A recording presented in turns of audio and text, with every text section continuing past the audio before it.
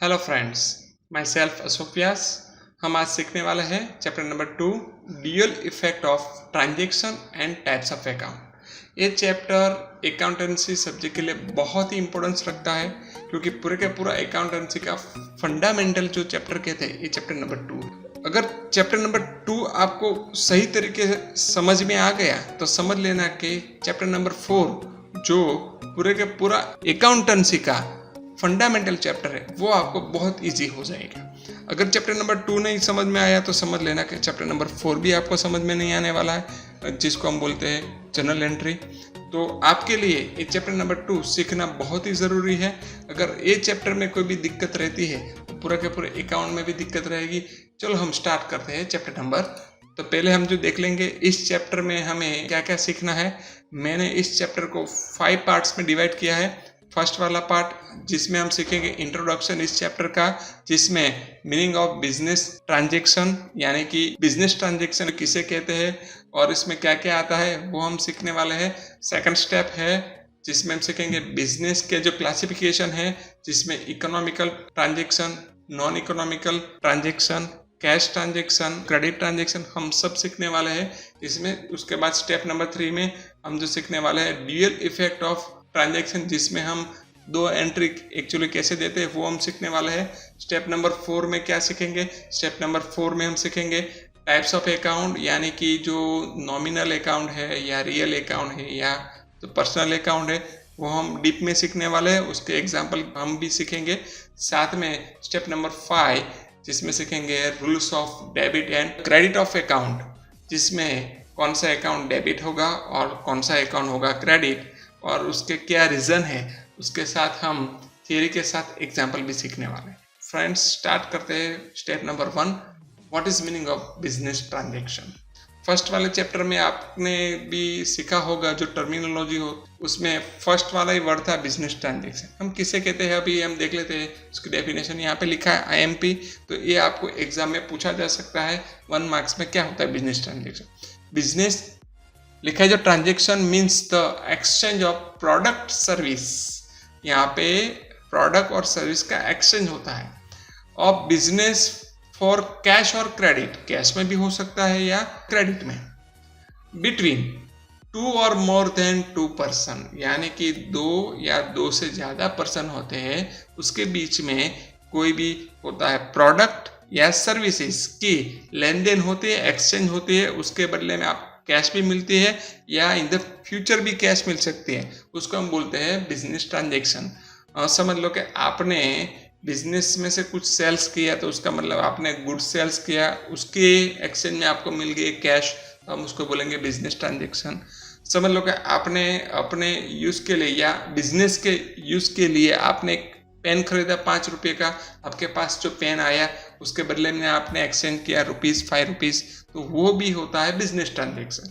तो यहाँ पे 2 पार्टी या 2 से जो ज़्यादा लोग भी हो सकते हैं उसके बीच में और गुड्स और सर्विस और कैश की लेन देन होती है। उसमें क्या क्या आ सकता है? फर्स्ट स्टेप ऑफ लिखा है जो प्रिपरेशन ऑफ अकाउंट। जब भी अकाउंट बनाना होता है तो फर्स्ट स्टेप होता है बिजनेस ट्रांजैक्शन है या नहीं, ये आपको पहले फाइंड आउट करना होता है। This transaction is economical transaction. Business transaction always होता है इकोनॉमिकल ट्रांजैक्शन, जिसमें कुछ ना कुछ कैश या आपके बिजनेस में कुछ इफेक्ट होती है।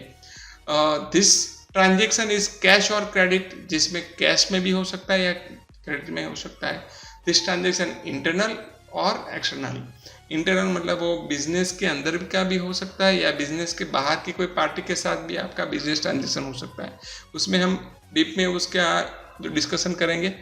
नेक्स्ट है क्लासिफिकेशन ऑफ बिजनेस ट्रांजैक्शन, यानी कि यहाँ पे हम बिजनेस जो ट्रांजैक्शन है उसके अलग अलग टाइप्स होते हैं। वो क्या होते हैं हम चार्ट के साथ सीखने वाले हैं। फर्स्ट है बिजनेस ट्रांजैक्शन, उसमें 2 टाइप्स के होते हैं। फर्स्ट है इकोनॉमिक ट्रांजैक्शन, सेकंड है non economic transaction. Non economic जो ट्रांजैक्शन उसके कोई सब टाइटल नहीं है, मगर इकोनॉमिक जो ट्रांजैक्शन है उसके सब टाइटल है, जिसमें 2 टाइटल है। फर्स्ट है कैश और क्रेडिट ट्रांजैक्शन, सेकंड है internal and external transaction. Cash और जो क्रेडिट ट्रांजैक्शन में भी सब टाइटल है। फर्स्ट है कैश ट्रांजैक्शन, यानी कि जो हम कैश से परचेज और सेल्स करते हैं ऐसे ट्रांजैक्शन। सेकंड है जो क्रेडिट ट्रांजेक्शन, यानी कि अभी परचेज सेल किया मगर उसका जो पेमेंट 2 दिन के बाद 5 दिन के बाद इन द फ्यूचर होने वाला होता है। और थर्ड है other transaction in the future, यानी कि कैश भी नहीं है क्रेडिट भी नहीं है, उसको हम स्पेशल ट्रांजेक्शन भी बोल सकते हैं। उसकी हम डीप में डिस्कशन करने वाले हैं नेक्स्ट स्लाइड में। उसके बाद है इंटरनल एक्सटर्नल, जैसे नाम है ऐसे ही उसके 2 टाइप होते हैं, इंटरनल ट्रांजेक्शन और एक्सटर्नल ट्रांजेक्शन। बिजनेस के अंदर जो होते हैं ट्रांजेक्शन उसको इंटरनल बोलेंगे, और जो बिजनेस के बाहर कोई थर्ड पार्टी के साथ आपके होते हैं ट्रांजेक्शन उसको एक्सटर्नल बोलेंगे। इस सभी का सभी डिस्कशन अभी आज इसी वीडियो में हम करने वाले हैं, पूरा का पूरा चार्ट डीप में और एग्जाम्पल के साथ समझने वाले हैं। तो फर्स्ट हम सीखेंगे इकोनॉमिक ट्रांजेक्शन। इकोनॉमिक जो ट्रांजेक्शन क्या होता है, तो मैंने यहाँ पे लिखा IMP, यानी कि ये एग्जाम में पूछा जा सकता है। आपको ऐसा पूछा जाएगा which transaction recorded in the book, यानी कि ऐसा कौन सा ट्रांजेक्शन है जो बुक में रिकॉर्ड किया जा सकता है। तो सिंपल है, economic transaction is recorded in books. तो आपको ये पूछा जा सकता है, आपको लिखना है इकोनॉमिक ट्रांजेक्शन। इकोनॉमिक जो ट्रांजेक्शन एक्चुअली किसे कहते हैं, उसकी क्या होती है डेफिनेशन, यहाँ पे सेकंड वाले पॉइंट में हमने लिखा है those business transaction the value of which can be measured in money from or cash, यानी कि ऐसे कोई जो ट्रांजेक्शन जिसकी वैल्यू हम कैश में निकाल सके उसको हम बोलेंगे economic transaction. And where exchange money in cash is to be made immediately or future, ऐसा कुछ जरूरी नहीं है कि वो कैश ऑन द स्पॉट यानी कि इमीडिएटली पे किया जाए, इन द फ्यूचर भी पे कर सकते हैं, यानी कि कैश ट्रांजेक्शन भी आ गया और क्रेडिट ट्रांजेक्शन भी आ गया। तो यहाँ पे कैश ट्रांजेक्शन है तो कोई दिक्कत नहीं है, अगर होता है जो क्रेडिट ट्रांजेक्शन तो समझ लेना यहाँ पे डेटर्स और जो क्रेडिटर्स के रिलेशन भी क्रिएट होते हैं। तो यहाँ पे इकोनॉमिक जो ट्रांजेक्शन है उसको शॉर्ट में अगर मैं एक्सप्लेन करना है तो ऐसे बोलेंगे कोई ऐसा ट्रांजेक्शन जिसकी वैल्यू हम कैश में निकाल सके, ये उसको अभी पे किए या इन द फ्यूचर पे करते हैं, ऐसा कोई होता है ट्रांजेक्शन तो हम उसको बोलेंगे इकोनॉमिक ट्रांजेक्शन। उसके बाद आता है जो कैश ट्रांजेक्शन। कैश ट्रांजेक्शन किसे बोलते हैं, इंपॉर्टेंस वाला एक क्वेश्चन है। ऐसा transaction the money is paid receive from the exchange of asset goods and service, यानी कि आप इमीडिएटली मनी पे कर रहे हैं कब, जब आपने कोई एसेट परचेज की है, कोई गुड्स परचेज किया है या सर्विस ली है ऑन द स्पॉट। उनसे अपोजिट भी हो सकता है, अगर आपने एसेट सेल्स किया होता है, गुड्स सेल्स किया होता है या सर्विस किसी को दी होती है, तब ऑन द स्पॉट आपको अगर कैश मिल जाए, रिसीव हो जाए, तब आपको समझना कि आपका ये ट्रांजेक्शन कैश ट्रांजेक्शन है। समझ लो कि मैंने अपना बाइक जो किसी को बेचा 10,000 रुपीज़ में बेचा, बहुत पुराना था, तो जैसे मैंने बाइक दिया ऑन द स्पॉट मुझे जो 10,000 कैश मिल गए तो वो बोलेगा ये मेरा कैश ट्रांजेक्शन है। सिंपल है, एक हाथ से हमारा जो एसेट जा रही है जैसे कि मैंने बताया बाइक, और दूसरे हाथ से हम कैश ले रहे हैं उसको हम बोलेंगे कैश ट्रांजेक्शन। कैश ट्रांजेक्शन के 4 सब टाइटल है, कौन कौन से होते हैं जो कैश ट्रांजेक्शन। फर्स्ट है cash transaction for asset, second है cash transaction for goods, third है कैश ट्रांजेक्शन फॉर सर्विस, और लास्ट है transaction for receivable and payable. ये 4 ट्रांजेक्शन ऐसे हैं जो हमें कैश में मिलते हैं। हम उसके एग्जाम्पल भी देखेंगे। Furniture worth ₹10,000 in purchase for business, यानी कि बिजनेस के लिए हमने 10,000 फर्नीचर परचेज किया, तो उसका मतलब है हमारे पास से कैश पेड किया, हमारे पास से कैश जा रही है और एसेट हमने परचेज की। एसेट वाला ये ट्रांजेक्शन है, फर्नीचर एसेट्स है। स्कूटर सोल्ड ₹40,000, उसका मतलब होता है कि हमने हमारा स्कूटर 40,000 में सेल्स किया, तो सोल्ड किया तो कैश रिसीव हो रही है। हमें कैश कब मिली, जब हमने एसेट सेल्स की, तो ये जो है ट्रांजेक्शन वो एसेट वाला कैश ट्रांजेक्शन है। सेकंड है कैश ट्रांजेक्शन फॉर गुड्स, यहाँ पे एसेट नहीं आने वाले, यहाँ पे गुड्स ही आएगा। एग्जाम्पल देख ले हम, goods worth ₹15,000 in purchase in cash, यानी कि हमने गुड्स परचेस किया 50,000 का, यहाँ पे एसेट परचेस नहीं की है, यहाँ पे परचेस किया है तो हमने जो पेमेंट किया है कैश का, तो कैश ट्रांजेक्शन रहेगा, मगर कैसा रहेगा, गुड्स वाला cash transaction. Goods worth ₹18,000 is sold for cash, हमने गुड्स सेल्स किया है वो भी कैश में, तो यहाँ भी कैश ट्रांजेक्शन है, मगर कैसा है, गुड्स वाला, तो यहाँ पे लिखेंगे cash transaction for goods next है कैश ट्रांजेक्शन फॉर सर्विस। यहाँ पे कोई चीज़ नहीं मिल रही, आपको कोई सर्विस मिल रही है या आप सर्विस किसी को दे रहे हैं। Salary of ₹12,000 paid to employ. अगर आपका बिजनेस चल रहा है तो आपके बिजनेस में जो एम्प्लॉय होते हैं उसको आप सैलरी पे करोगे, तो उसका मतलब है एम्प्लॉय ने जो सर्विस आपको दी है उसके एक्सचेंज में आप उसको सैलरी दे रहे हो। कैश यहाँ से आपने पेड किया है, यहाँ पे कैश ट्रांजेक्शन है, मगर कैसा है, सर्विस का, कोई चीज़ नहीं मिल रही, आपको सर्विस मिली थी। सेकंड है ब्रोकरेज रिसीव ₹9,000, यानी कि आपने आपके जो क्लाइंट होते हैं उसको आपने सर्विस दी, तो उस आपके जो क्लाइंट है उसने उसको एक्सचेंज में आपको क्या दिया, ब्रोकरेज। आपको कैश रिसीव हो रहा है, उसका मतलब है यहाँ पे कैश ट्रांजेक्शन, मगर सर्विस है, यहाँ पे चीज़ नहीं मिल रही है, आपने सर्विस उसको किया है प्रोवाइड, उसके बदले में आपको कैश मिली, उसको बोलेंगे cash transaction for service. Last है transaction for receivable and payable. उसमें क्या आता है, the outstanding payment of 3,000 for goods purchase from Ramila, यानी कि हमें अभी भी पेमेंट करना बाकी था रमीला को, तो हमने उसको पेमेंट कर दिया। देखो अभी परचेस नहीं कर रहा, अभी सेल्स भी नहीं कर रहा, कोई मुझे सर्विस भी नहीं मिल रही, मैंने अभी पेमेंट किया था क्योंकि मेरा आउटस्टैंडिंग था, अभी जो पेमेंट करना बाकी था। अगर मैं ऐसे कुछ भी पेमेंट पे करता हूँ तो कैश में जो पेड कर रहा हूँ तो कैश ट्रांजेक्शन होगा, मगर कैसा है, रिसीवेबल या जो पेएबल, उससे अपोजिट होता है payable receivable.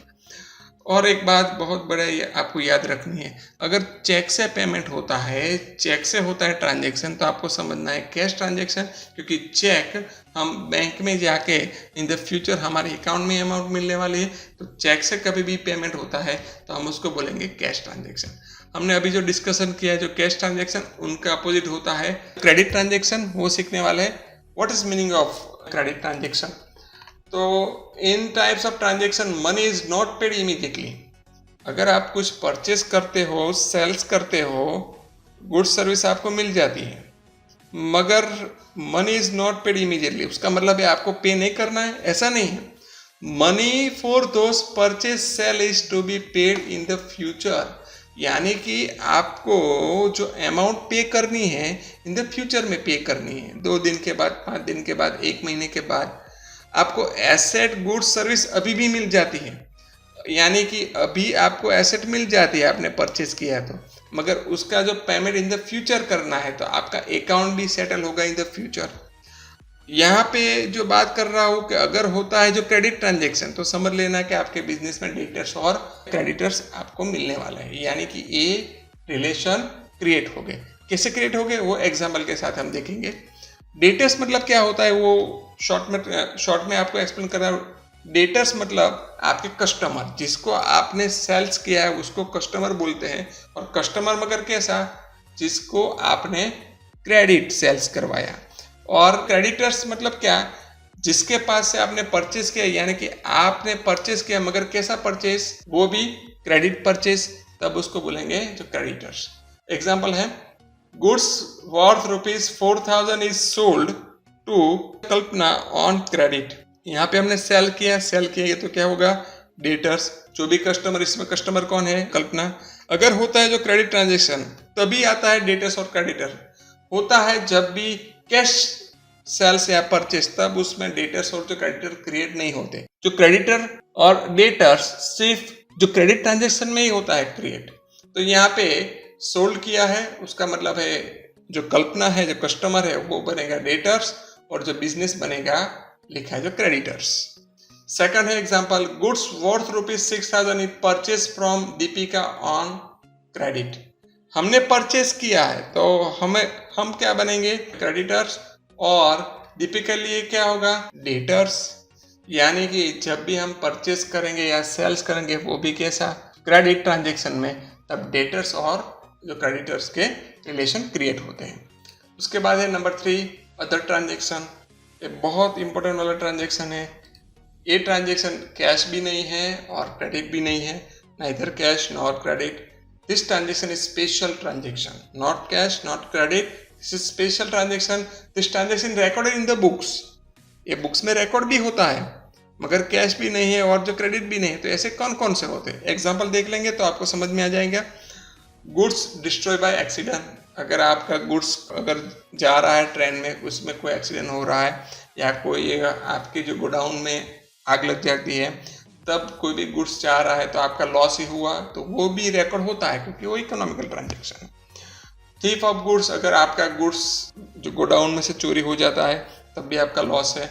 Goods given for donation, आप एक्चुअली किसी भी जगह पे डोनेशन देते हैं गुड्स का, अगर गुड्स तो जा रहा है आपके बिजनेस में, आपका एक्सपेंस तो है ही, तो उसको रिकॉर्ड करना पड़ेगा। Not cash not credit, goods दे रहे हैं, कैश नहीं दे रहे। गुड्स गिवन फॉर एडवर्टाइजमेंट, उसका मतलब होता है कि जब भी कोई कंपनी न्यू प्रोडक्ट जो मार्केट में लॉन्च करती है, तब क्या होता है कि कोई भी कस्टमर जो न्यू प्रोडक्ट लेने के लिए तैयार नहीं होती है, तो क्या करेगा बिजनेस को क्या करेंगे, बिजनेस स्टार्ट करने के लिए वो थोड़ी थोड़ी सी प्रोडक्ट सैंपल में देगी, फ्री में देगी, एक्चुअली किसी चीज़ के साथ देगी फ्री में।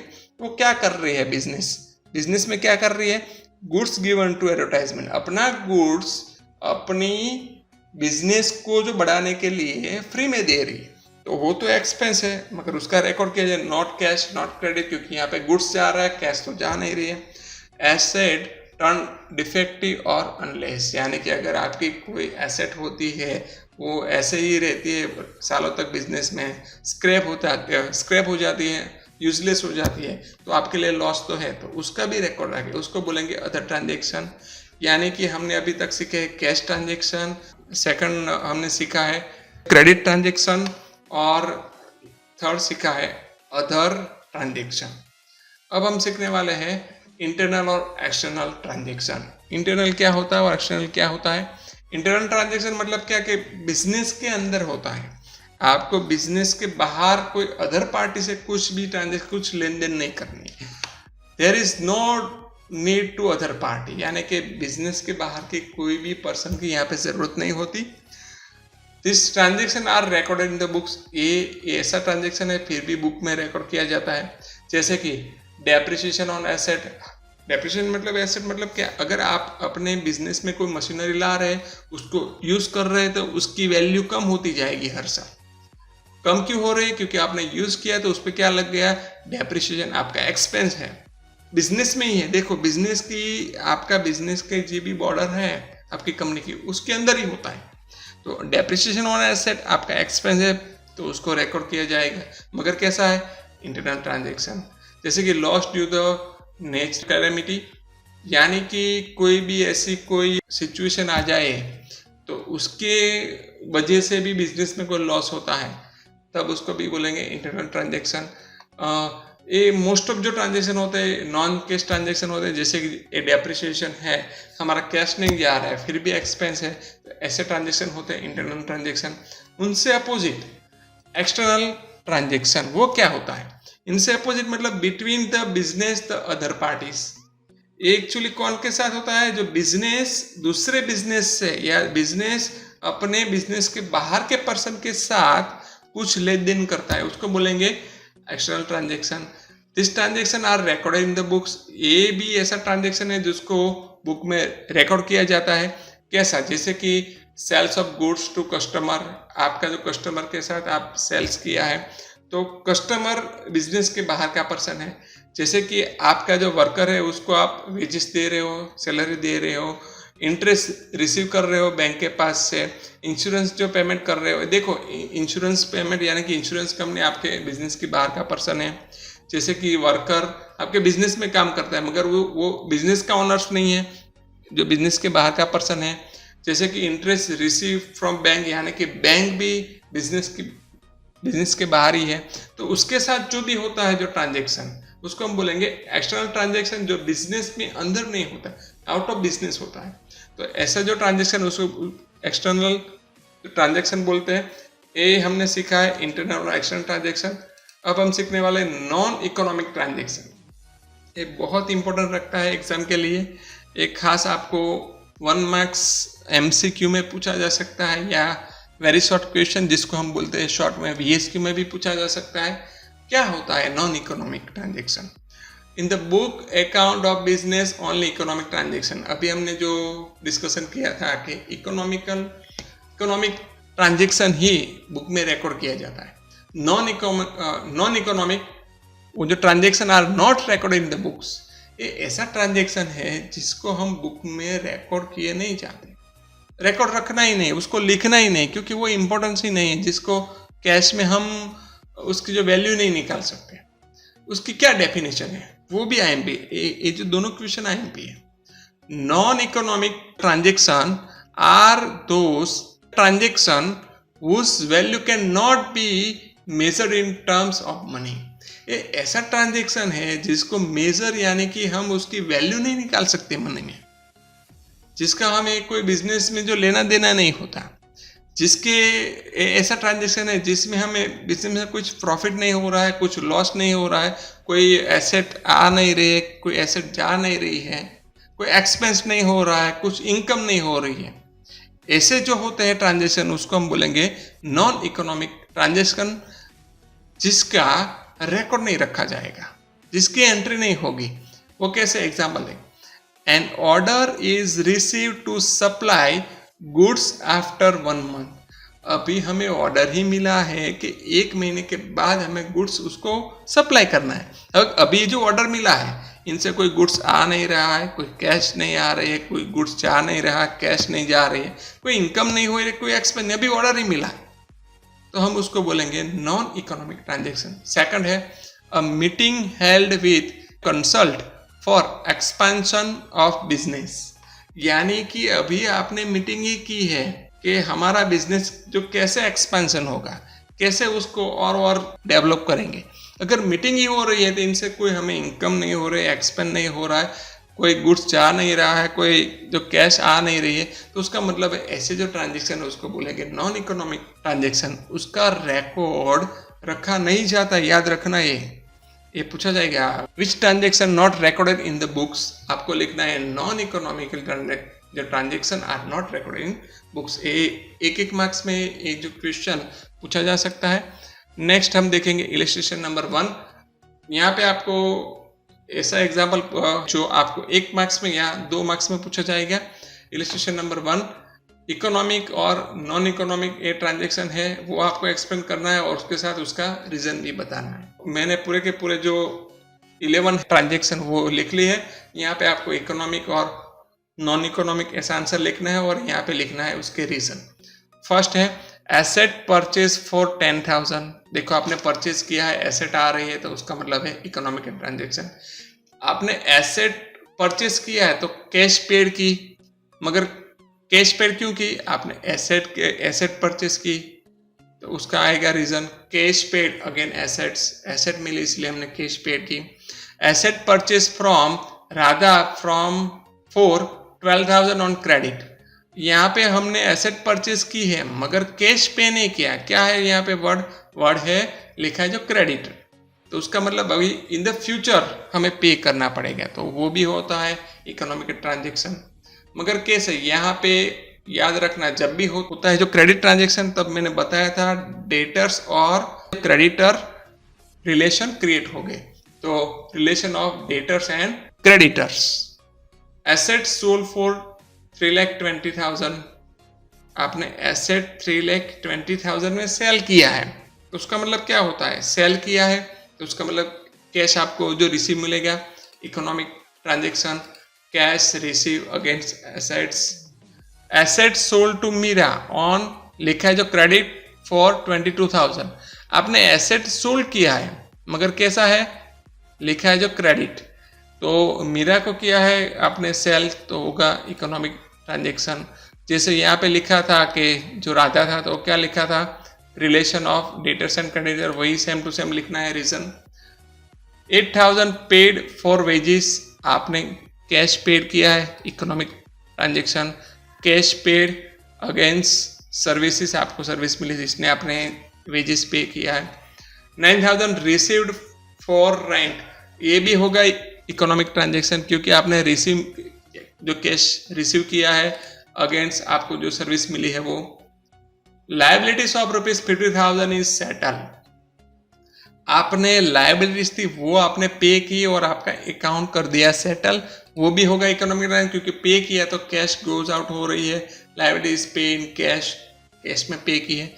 Receivable of ₹18,000 is received, receive यानी कि कैश मिल रहा है, इकोनॉमिक ट्रांजेक्शन लिखेंगे जो receivable is receive in cash 9 number and order is received to supply goods of ₹10,000। देखो अभी ऑर्डर ही मिला है कि आपको सप्लाई करना है 10,000। अगर यहाँ पे कुछ कैश कोई जा नहीं रही है, कोई गुड्स परचेस नहीं हुआ, सेल्स नहीं हुआ क्योंकि अभी ऑर्डर मिला, हम उसको बोलेंगे नॉन इकोनॉमिक ट्रांजेक्शन। रीजन में ऐसे लिखते हैं कि कैश ट्रांजेक्शन भी नहीं है और लिखा है जो क्रेडिट ट्रांजेक्शन भी नहीं है, और डेटर्स और लिखा है जो क्रेडिटर्स भी नहीं है यहाँ पे। Planning is made to buy one asset. अभी आप क्या कर रहे हो? प्लानिंग ही कर रहे हो, कुछ परचेस नहीं किया है। बाय वन एसेट, अभी आपने सोचा ही है कि भाई मैं एक बहुत अच्छा वाला बिल्डिंग लूंगा या बहुत अच्छे वाली जो कार परचेस करूंगा। अगर आप सोच रहे हो, प्लानिंग कर रहे हो, तो उसको हम नहीं बोलेंगे इकोनॉमिक, उसको बोलेंगे नॉन इकोनॉमिक ट्रांजेक्शन। यही सेम रीजन आपको लिख देना है। The enhance sales for discussion a meeting is arrange with salesman. Salesman के साथ आपने अभी मीटिंग की है कि हमें सेल्स इंक्रीज करना है, तो कैसे करेंगे? अगर मीटिंग ही की है तो कुछ सेल्स बढ़ा नहीं है, कुछ ऐसा कुछ कैश आ नहीं रहा है, कुछ भी नहीं है, तो उसको बोलेंगे non economic transaction. Same to same जो रीजन लिख देना है, कोई कैश की बात नहीं है, कोई डेटर्स की बात नहीं है। तो ऐसे ही आप सभी के सभी जो ट्रांजेक्शन सॉल्व कर सकते हो। मैंने आपकी टेक्स्ट बुक का इलस्ट्रेशन नंबर 1 सॉल्व किया है। आपको एग्जाम में मोस्ट ऑफ यही पूछा जाएगा, इकोनॉमिक या नॉन इकोनॉमिक ट्रांजेक्शन है। ये जो रीजन नहीं पूछते हैं, मगर कोई स्कूल में जो पूछ भी लेता है, मोस्ट ऑफ ऐसा ही होता है, इकोनॉमिक ट्रांजेक्शन है या नॉन इकोनॉमिक ट्रांजेक्शन। फ्रेंड्स, आपने ये जो पूरे का पूरा वीडियो देखा होगा तो आपको जो समझ में आ गया होगा कि बिजनेस के जो भी है ट्रांजेक्शन, उसमें इकोनॉमिक ट्रांजेक्शन और नॉन इकोनॉमिक जो ट्रांजेक्शन, उसके साथ कैश, क्रेडिट और स्पेशल ट्रांजेक्शन जिसको हम बोलते हैं अदर ट्रांजेक्शन या इंटरनल ट्रांजेक्शन या एक्सटर्नल ट्रांजेक्शन, इस सब के साथ मैंने जो एग्जाम्पल के साथ मैंने एक्सप्लेन किया है। अगर कुछ भी दिक्कत होती है, कुछ भी जो परेशानी होती है, तो आपको नीचे दी हुई जो कमेंट में आप लिख सकते हैं, मैं उसका रिप्लाई भी दूंगा। Thank you very much.